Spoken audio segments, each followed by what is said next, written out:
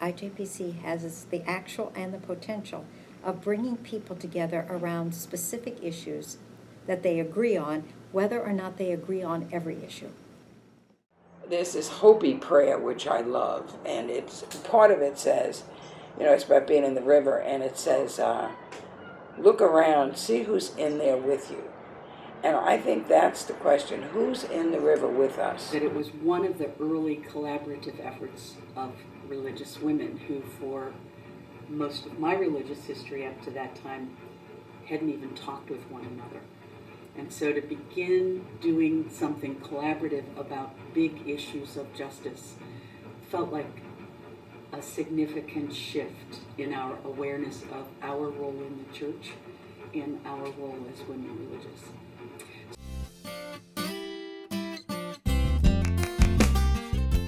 The pastor at that time had a soup kitchen, and so he was very welcoming because he thought we were about soup kitchens instead of trying to eliminate soup kitchens, through a systemic, change in the structures. And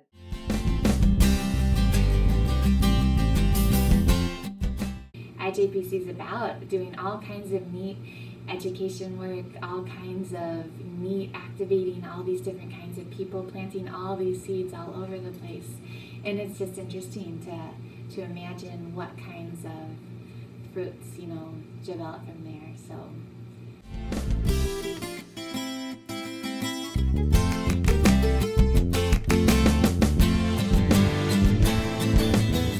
Just before the Iraq War, my husband and I were really upset that the momentum in the country was to go to war. And we felt like, we couldn't have our voices heard, that we were in opposition to that. And then we found out about these peace rallies, if you will, or demonstrations against the war that this organization was having. And it turned out to be IJPC, but we went to those, we started going to those, and I was just so impressed with the people. It was Sister Alice and Kristen at the time leading these, and the speakers, and just that there were other like-minded people like yourself saying, I don't want to go to war, when the majority of Americans did. So it was such a wonderful space, to be able to have your voice heard. So.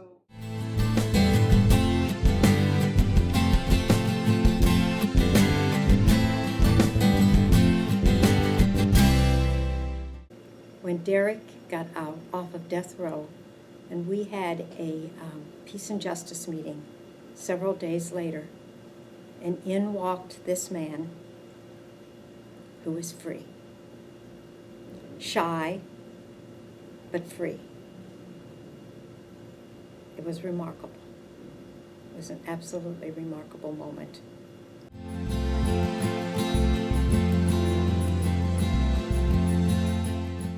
IJPC has been present in groups who want to learn how to talk to one another, how to dialogue around these very, very difficult subjects, and to give people some kind of skill, some kind of tools in order to be able to do that. So this is an alternative way, and has been an important alternative way, of being able to talk to one another.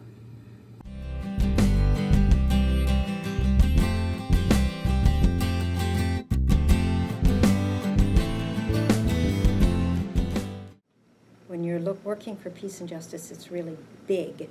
And what you do is you keep having little successes that sort of gnaw away at the big problem. And another point will come up and give you an opportunity to gnaw away at it or scratch away at it. Eventually, you're moving toward peace and justice.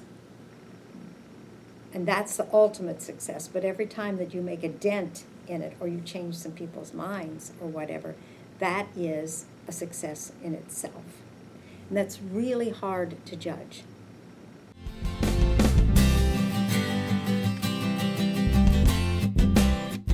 One of the things IJPC has specialized in is taking information from all kinds of disparate groups and kind of putting that together, getting that on the website, sending out those lists, letting people around the city know what's going on and how they can participate. and I think that's a really valuable service. It's been a place where people who want to do something, some big issue comes up, like people can kind of come here and gather and get something started, sort of like an incubator. It's sort of that sort of a space, and I think that that needs to continue. IJPC is not known for a building or a particular staff person, right? But IJPC is known for its work. Every person that comes to IJPC leaves different, but I think IJPC is left different from them as well.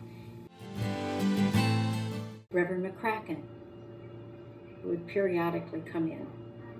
I remember when he was very ill one time, I visited him in the hospital, and he said, "What's going to happen? So many of us are getting old."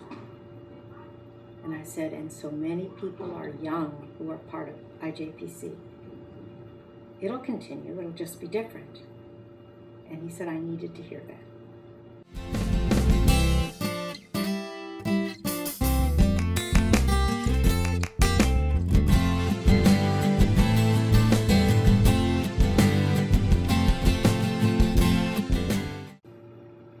Sometimes you have groups that do something and they make a splash for a few minutes, or they bring an issue, a very good issue, to the fore for a few minutes.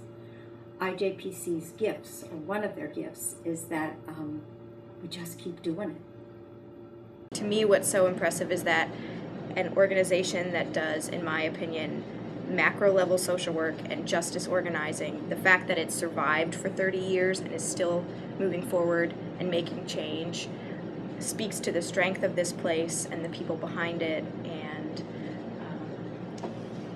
all the people that have been involved over all these 30 years, the sisters who started it and their kind of the floor that they laid, and then everyone that's come after. It's just incredible, the strength.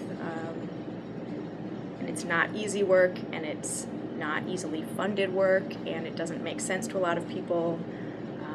But I think the fact that it's been around for so long is just amazing.